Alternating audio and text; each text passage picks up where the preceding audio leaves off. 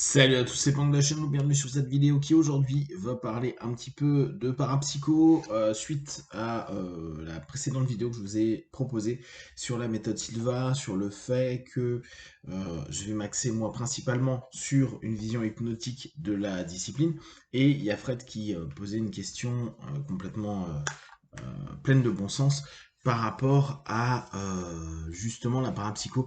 Je vous la lis. Il n'y aurait donc aucune validation scientifique relative à la parapsycho. Aujourd'hui, cela revient à la mode. N'y aurait-il eu aucune avancée depuis? Doit-on considérer que toutes les formes sont du type New Age, ésotérique, et ne s'appuient sur aucun fondement scientifique?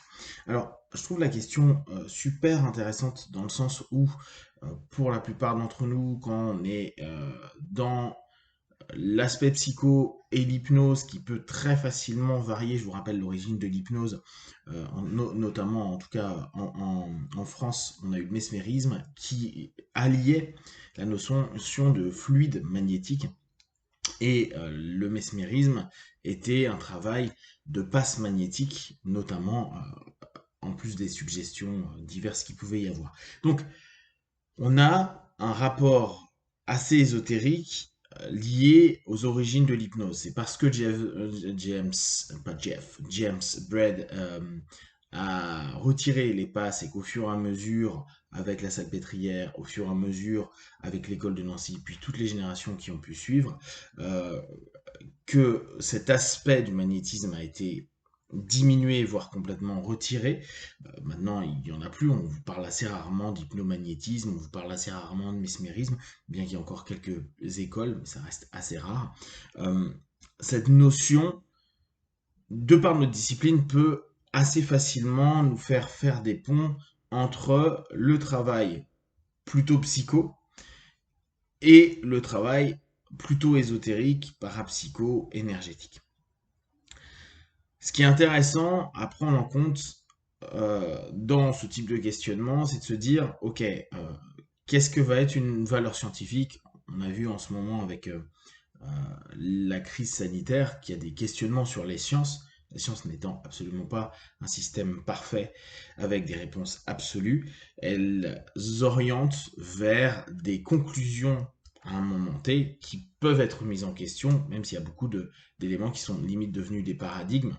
Euh, si on pense par exemple à Newton et aux lois de la physique, bien sûr, après il y a eu une ouverture avec Einstein et avec tout le travail de la physique quantique, etc. Alors, ce qui moi m'intéresse, c'est de se dire qu'est-ce qu'on a dans une démarche scientifique. Donc quand on dit dans une démarche scientifique, vous savez que c'est vraiment une façon de penser, une façon d'expérimenter pour éviter de trop biaiser. Bien sûr qu'il y aura quand même des biais, même si les personnes le font au mieux, nous on le voit beaucoup dans les sciences molles, ou ne serait-ce que la façon dont on va proposer le thème de l'étude, elle est déjà orientée.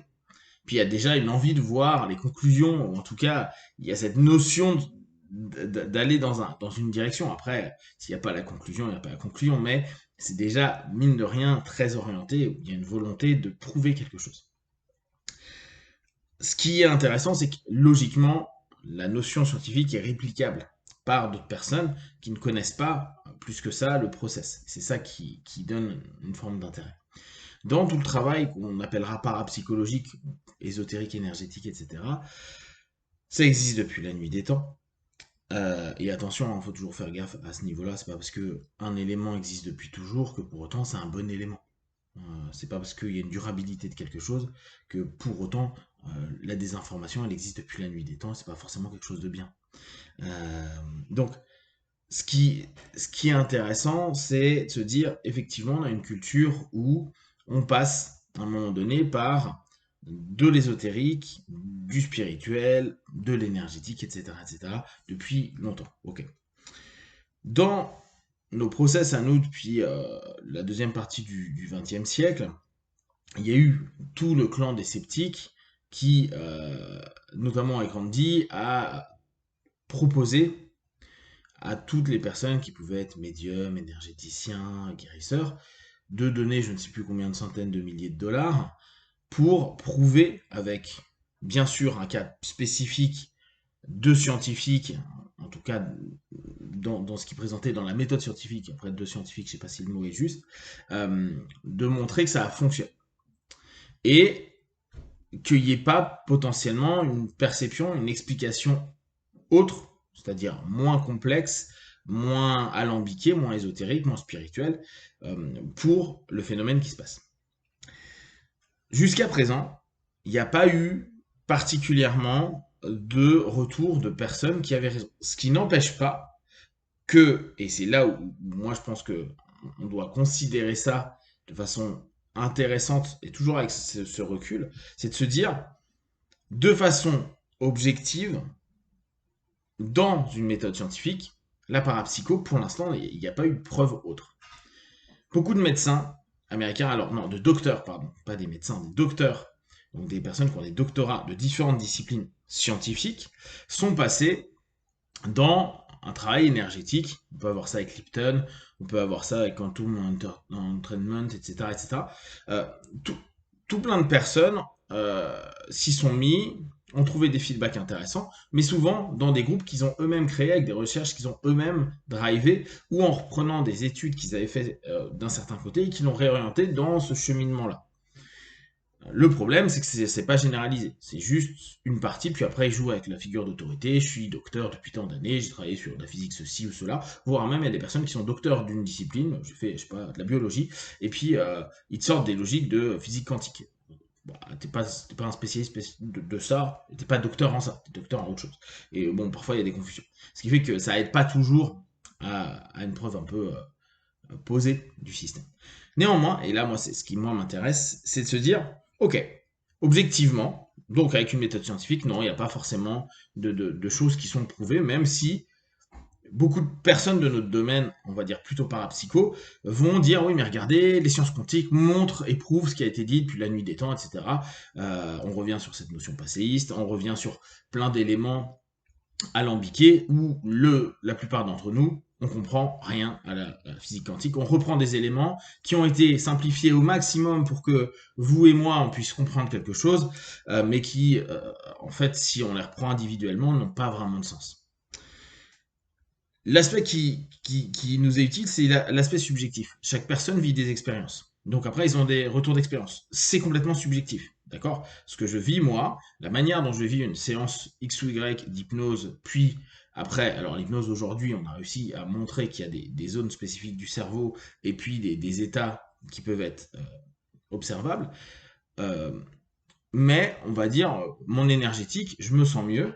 Ou même, factuellement, sur moi, sur j'avais des plaques, j'ai plus de plaques, j'avais telle problématique, je l'ai plus, subjectivement. Donc, par rapport à mon expérience propre, il y a des feedbacks. Ok, cool. Et puis, il y a plein de personnes qui ont des feedbacks. Mais la problématique qu'on a, c'est qu'on ne peut pas généraliser, dire, bah voilà, Pank, tu fais 200 protocoles de magnétisme sur la même problématique, et on doit dépasser 52%, 51% pour être au-delà du placebo, qui est aussi à prendre en compte et qui est très bien. Et ça, pour l'instant, on n'a pas des pourcentages super. Donc, subjectivement, chacun d'entre nous, si on aime bien un peu ce milieu-là, on a vécu des choses. On a même pu voir des choses, ressentir des choses. Je vous rappelle, hein, les trans nous créent beaucoup d'hallucinations. Après, vous savez qu'on a ce principe de rationalisation pour dire, bah oui, ce gars-là m'a touché, et puis il avait une intention, et puis ça m'a fait ça, cette personne voit dans le futur, etc. Aujourd'hui, on n'arrive pas à le prouver. Par contre, subjectivement, on va avoir plein de témoignages de personnes qui ont vécu des choses. Et moi, en tant qu'hypnotiste, je me dis, bah tant mieux. Moi, ça m'intéresse. Ce qui m'intéresse, c'est l'autosuggestion, l'hétérosuggestion, la façon dont ça a été emmené, les rituels qui ont été proposés, la façon dont ça a été mis en place, qu'importe qu'on parle de chakra, d'énergie, d'intention, de subconscient, de neurones miroirs, je m'en fous, que ce soit de l'hyper abstrait ou de l'hyper concret actuel. L'idée pour moi, c'est, on sait que la suggestion, que le travail sur soi-même, que certaines perceptions peuvent vraiment faire switcher certains états et donc certains phénomènes et conséquences physio-psychologiques, cool, profitons-en. Et à ce niveau-là, on peut complètement se dire, ok, tout le travail parapsycho reste passionnant parce que d'un point de vue subjectif, au travers des témoignages et moi, dans ma grille de lecture, et là, malheureusement, il y a des moments où je rationalise aussi, hein, je le fais rentrer dans ma carte du monde, on peut l'expliquer par des trans, donc cette communication entre conscient et subconscient, diminuant le facteur de jugement, et avec la suggestion, auto ou hétéro, qui, on le sait, peut modifier certains éléments physiques, psychiques ou émotionnels. Donc moi je vous invite, quand vous entendez parapsychologie, quand vous entendez énergétique, quand vous entendez ésotérique, euh, de chercher tout le temps, s'il n'y a pas des éléments scientifiques intéressants, et pas qu'avec une source, pas qu'un seul gars, mais vraiment de façon globale. Il y a plein d'études, ça c'est plutôt cool. Et puis surtout, après, vous expérimentez. C'est subjectif. Tant que vous n'êtes pas en train de dire c'est la solution miracle pour tout le monde, comme nous on peut pas le dire en hypnose non plus, il y a des belles choses, il y a des choses qui ne fonctionnent pas, et puis il y a la même chose qui fonctionne sur quelqu'un, et sur B, bah, ça fonctionne pas. Mais on a la même chose sur des sciences, hein, on le sait bien. Je peux être opéré d'un truc X, moi je me remets super bien, mon pote se fait opérer de la même chose, il se remet super mal. Opération du genou par exemple, opération de l'épaule, des trucs très classiques. Bon, c'est un état de fait. Prenez toujours en compte ce que vous percevez, votre façon complètement subjective, c'est vos témoignages, oui. C'est pas, il y a pas un déroulement qui est dans une pensée scientifique, oui, mais il y a un feedback qui vous est positif, qui vous apporte du bien, ou que vous avez vu, ou que les gens vont mieux, bah vous pouvez le valider pour vous en tout cas, et peut-être pour votre petite communauté, sans forcément dire c'est l'absolue vérité, ce qui parfois dès lors peut devenir problématique, notamment chez nous en France, et souvenez-vous de ça, assez facilement on peut avoir des notions sectaires. Et là aussi, regardez toujours la systémie des différentes écoles, systèmes, parapsychologie, ésotérique et énergétique, pour ne pas vous faire happer par certaines personnes, pas toujours clean. Attention, il y en a aussi dans des systèmes non ésotériques, on est bien d'accord. Voilà, si vous avez des questions, des remarques, partagées sur Facebook, YouTube, j'y répondrai le plus rapidement possible, comme d'habitude. De tout ce que je propose, ne prenez que ce qui est bon, juste pour vous tester, observer, analyser, conclure. Puis voilà, ciao.